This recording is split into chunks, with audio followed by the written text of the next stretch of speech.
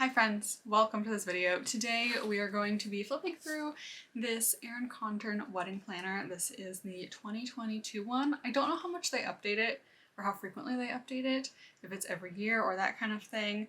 So just a heads up, this is 2022. If you find this video in a couple years, it might not be exactly the same.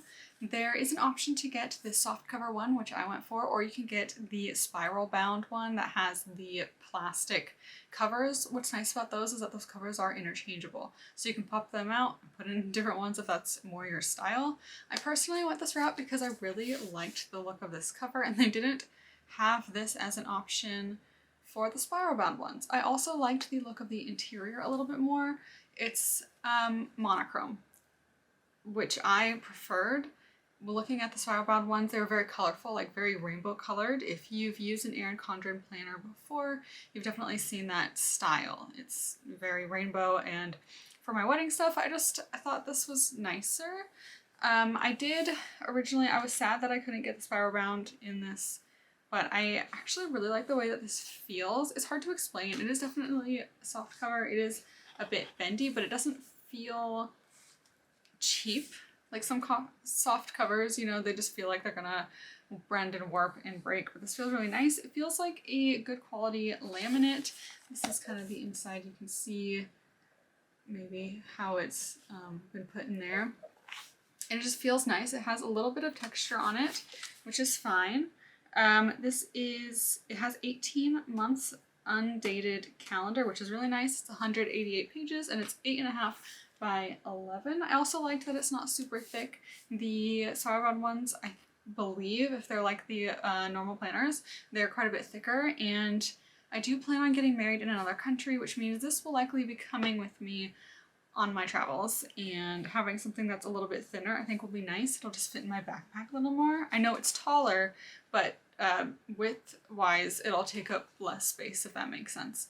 So I'm excited to get into this. I'm gonna be honest, I received this package yesterday, and so I did already go through and read everything in here that there is to read.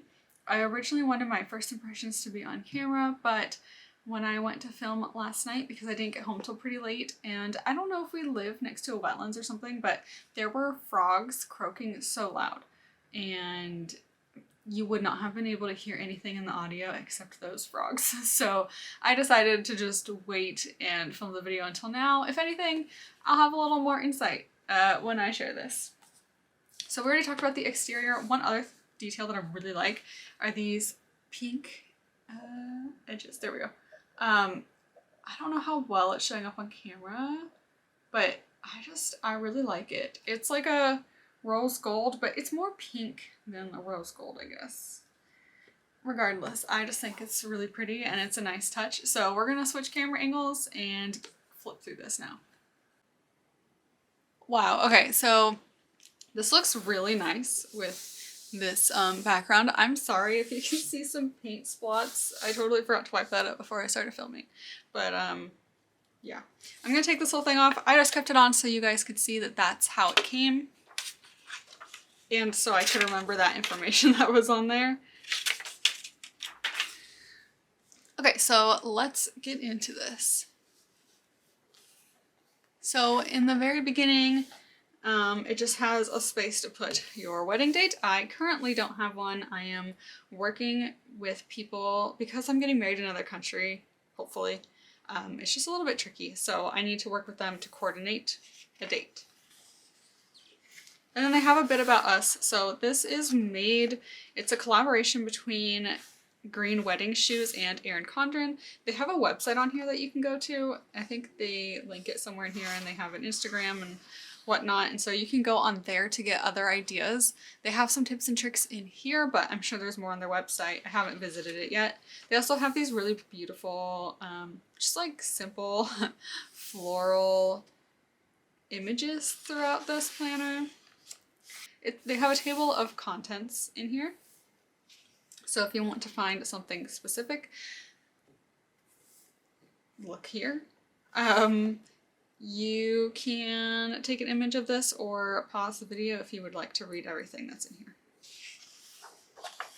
So then on here you have your engagement. You can put the engagement date, about the ring, your engagement story, which I think that's another nice thing about this is that it's not only a planner, but it's also a keepsake, and that is kind of why I bought this. We are going to have a more untraditional wedding and potentially 2 different receptions, and so some of this planner will need to be adjusted to fit my needs, but I thought it might be really nice to be able to document the whole process and even maybe some of our honeymoon in here, just to have something to look back on. So then they have a bunch of tips which I already looked through, and some of the tips in here were things that I honestly hadn't thought about before, so it was really nice, and some of them were kind of obvious. And then they have this getting started page, which is just you pick your styles and your themes, the color palettes. For me, I'm leaning more towards the blush pink and the neutrals. And then they have something on here where you can rank which things matter the most to you and your partner, so you can decide how to allocate your allocate. I don't know what word I'm trying to say anymore. Allocate this word so you can allocate your wedding budget according to what you think is most important to you, which I think is really cool because I feel like setting a budget is honestly going to be the hardest part of this, and then actually sticking to it. And knowing how much to set as your budget, like what is a reasonable budget for your dress and things like that. So I feel like I need to do some research before I start setting things. And then they have a page for customs and traditions for either you and your partner. And then I really like these spreads because it has like 14 to 9 months, and they give you a time span of when you should be looking into these things. Obviously, again, because we are doing it a little bit non-traditional, we're probably going to mostly stick to this, but there will be some additional things because I think you have to get a special like wedding visa in order to get married in another country, and so there's going to be some additional things, but they do give you extra bullet points if there are things that you want to slot in. And then they give some budget tips and considerations and a budget checklist. Again, some of these things I don't think I'm really going to need. Like, I'm not going to need a limo. I don't think I'll need valet parking for anything. But it's kind of nice to have a budget and then your estimate and how much you actually spent, so you can look back on and see how you're doing on your budget. And it also, there's some things in here that I didn't think about budgeting for until I looked at this. Like, I didn't think about welcome gifts or things like that, and I don't know if we're going to do that or not, so we'll see. And they have something for a wedding party. This is not something that I will be using because I will be eloping, but they have enough space for quite a few people. You have 8 on each page, so that's 16 people, so you could do like the bride side and the groom side on each one. And then you have a guest list, and I counted each side has 50, or like there's 50 lines here, so you could fit 50 guests. So that's 50, 100, 150. So you could fit 150 people in here. At first I thought that it was guests on each side, but I just realized that you have the guest name, number invited, save the date, invite sent, RSVP received, number attending, dietary requirements, rehearsal dinner, thank you. So it's kind of nice because you can keep track. You have your guest list, but then you can also see how many people are coming. Did you send them the save the date? Did you send them a wedding invite? Did they RSVP? How many people are attending? All of that stuff. So it's all on one spread. So that's actually pretty convenient. But if you're planning on having a huge wedding, this might not be enough for you. Honestly, if you have that problem, you could just scan and print or copy these and just add it in towards the back. There's also a lot of space for notes if you would like to do that. The next section is the vendor contact list, which I think this will be really helpful because we're probably going to have a lot of vendors simply because we're doing an elopement and then potentially multiple receptions. So it's going to be a lot of people to keep track of. And we might have multiple reception venues, so I might need to do like half and half. We'll see how that goes. Fortunately for us, the people that I'm hoping to do the elopement with, I'm saying hoping with because we haven't made any like concrete plans. I've done an inquiry and we've kind of emailed, but nothing's set in stone yet, so I'm really hoping it works out. But they have photographers and cake makers, and like they have all of this stuff kind of figured out for you, aside from obviously traveling there and that kind of thing, but they help you coordinate everything. And so that'll be really nice. It's just going to be the reception and stuff that I'm kind of doing more on my own. And then they give you multiple for the venue, which is nice. So you could put like pictures here, you can give it a rating. And they give you spots for 4 different venues. So you could go like try out different menus and decide which one you like the most. I will be getting married in one place and then having a reception in 2 different places. So I'll probably just use these spots for the places that we actually end up using and then just not use one of these pages. And then once you've decided on a venue, it just kind of has this checklist of things to look through in your contract and stuff and figure out. It gives you some flower ideas for depending on your vibe and your must-haves, your wedding party, ceremony, reception, etc. I say personally, I think I would go more towards the romantic. Peonies are my favorite flowers, and so that's probably the direction I'm going to go. But I'm also going to talk to a florist and see what is in season when I get married, because obviously that makes it a lot easier on the florist if the flowers that I want to use are in season. It probably also makes it a little more affordable. And they give you some ideas for save the dates, information to include, and things like that. And then 8 to 6 months before your wedding. And it also gives you like this template to put in this time to this time is when you should be doing these things. And then it gives you some ideas for your wedding attire, different fits. So I think I'm more of a A-line or ball gown kind of person. That's probably the style I'll be going for. And then it gives you some things on here about your wedding day look. It also gives you some ideas for your skin tone. So I would say I'm a fair complexion, so I should be looking for ivory and warm whites, which is kind of what I prefer, so that's good.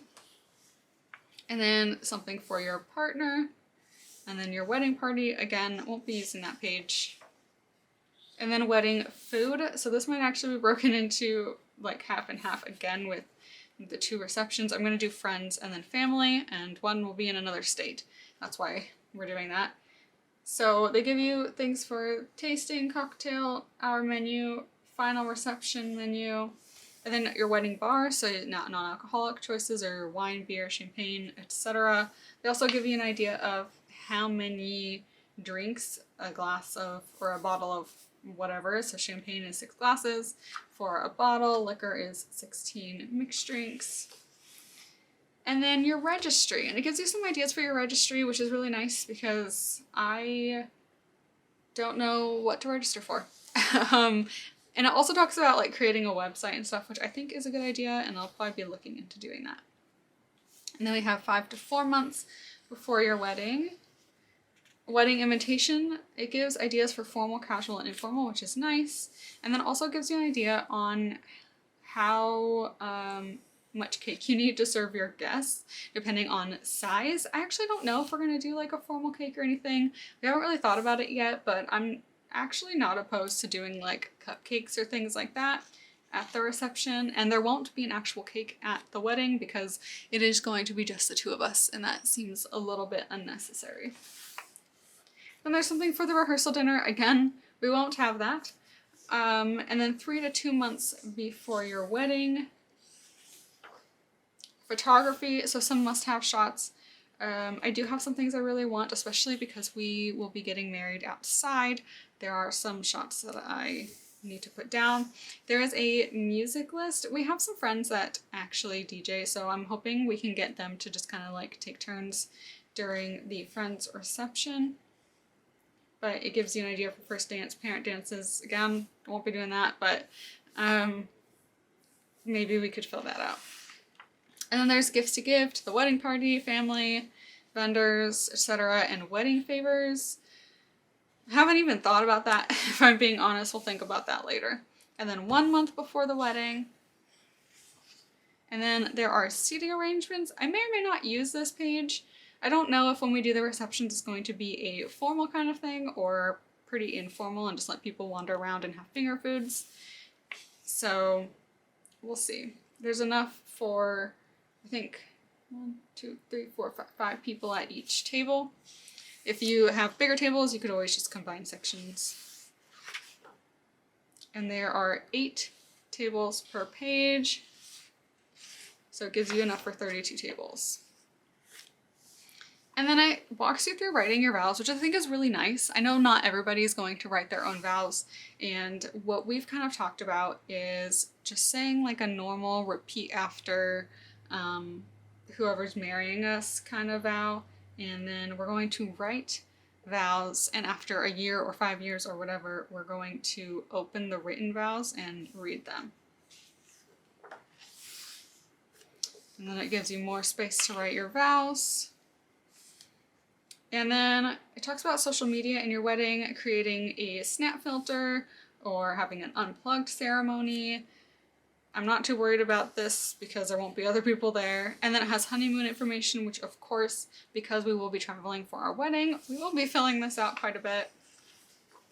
And then there is a wedding day timeline. I do, however, wish that they kept the times blank because I don't know if this is realistic. I don't know what time my wedding's happening at, realistically. It might be an evening wedding. I might not be getting married till 5 or 6 p.m.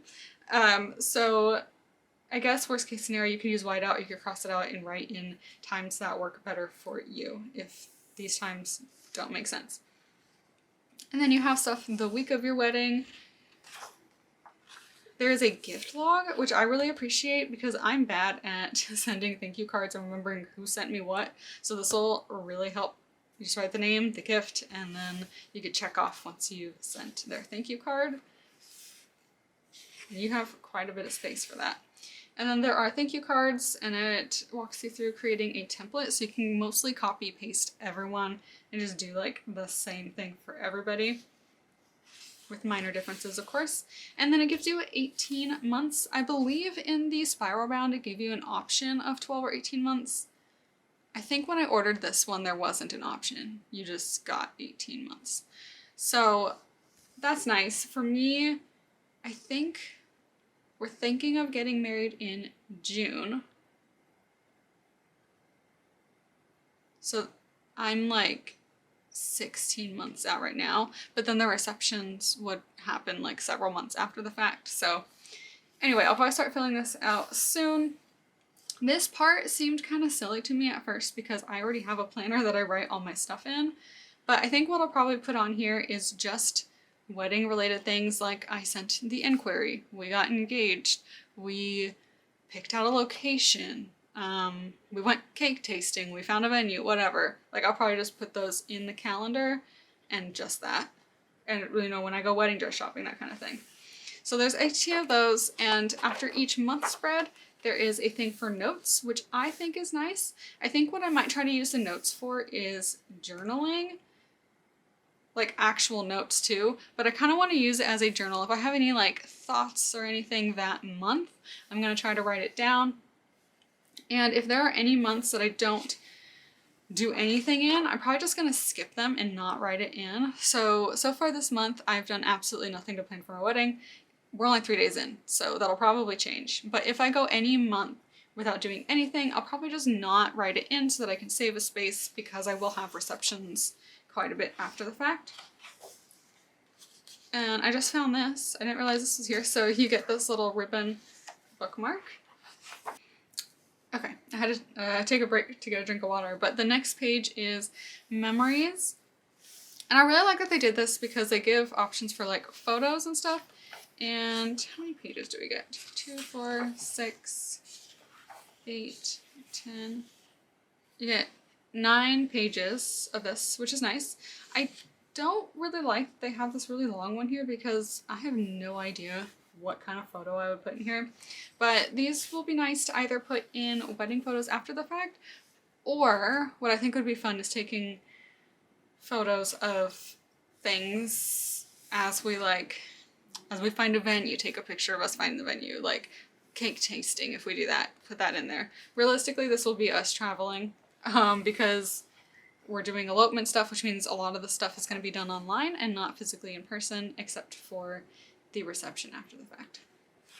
And then you get pages for notes. you get 26 lined pages and 14 blank pages. So that's quite a bit of space. The notes, I don't know how much I'll use them. I'm sure I will. The blank spaces, I might even use to add more photos and stuff. If I have a lot of blank space in the end, I might just turn it into like a scrapbook sort of situation with photos. And then at the very end, it says the best is yet to be for you and me. And that is the end of this flip through. I hope it was informative. I like watching videos like this when I'm trying to decide if I want to buy something because I just want to know if it's worth it. I haven't used it yet, so I can't really say if it's worth it, but definitely leave a comment or give a thumbs up if you would like to see this after I've used it.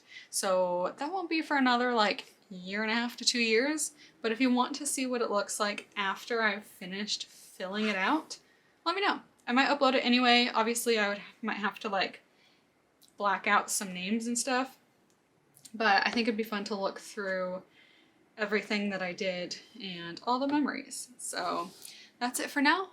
Make sure to like, comment, and subscribe, and I'll see you guys in the next one.